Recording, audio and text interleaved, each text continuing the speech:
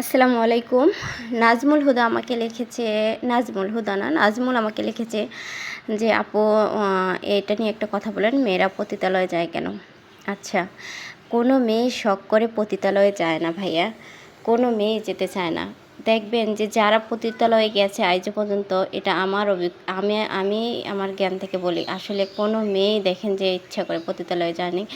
নিশ্চয়ই এর পিছনে কোনো না কোনো কারণ আছে। যারা বিবাহিত তাদের পিছনে আমার মনে হয় যে বেশিরভাগ স্বামীর কারণেই আছে। আবার কারো কারো হয়তো ফ্যামিলিগত কারণে যায়। তো কেউ কোনো মেয়ে চায় না, আমার মনে হয় কোনো মেয়ে চাইবে না যে সে পতিতালয়ে যাক, তার কাছে 10 জন পুরুষ আসুক, সে খারাপ হোক। ঠিক আছে, সব মেয়ে সুখের একটা সংসার চায়, সন্তান চায়, মানে ভালো একটা পরিবার চায়, যেখানে সে সুখে শান্তিতে বসবাস করবে, সারাটা জীবন কাটিয়ে দেবে। তো যারা বিবাহিত আছে দেখবেন যে তাদের কিছু কিছু সংসার, কিছু কিছু ফ্যামিলিতে স্বামীর কারণেই দেখা যায় মেয়েরা খারাপ হয়ে যায়। অনেক স্বামীরা আছে বউদের সাথে ভালো ব্যবহার করে না, অনেক খারাপ ব্যবহার করে, এমন ব্যবহার, বাজে ব্যবহার করে যে স্ত্রী দেখা যাচ্ছে স্ত্রী স্বামীর সাথে ভালো ব্যবহার করতেছে, কিন্তু স্বামী স্ত্রীর সাথে খারাপ ব্যবহার করতেছে। তো একটা সময় এই ভালো খারাপ ব্যবহার করতে করতে একটা সময় কিন্তু স্ত্রীরা, মেয়েরা বিগড়ে যায়, আর এই বিগড়ে যাওয়ার কারণেই কিন্তু মেয়েরা খারাপ হয়ে যায়। আর তখন সে একটা সময় যে খারাপ হতে হতে, আর তার যদি, হ্যাঁ, আরেকটা কথা, যে ওই মেয়েটার যদি আরও দুর্বলতা থাকে খারাপের দিকে, সে কিন্তু খুব তাড়াতাড়ি খারাপের দিকে চলে যায়।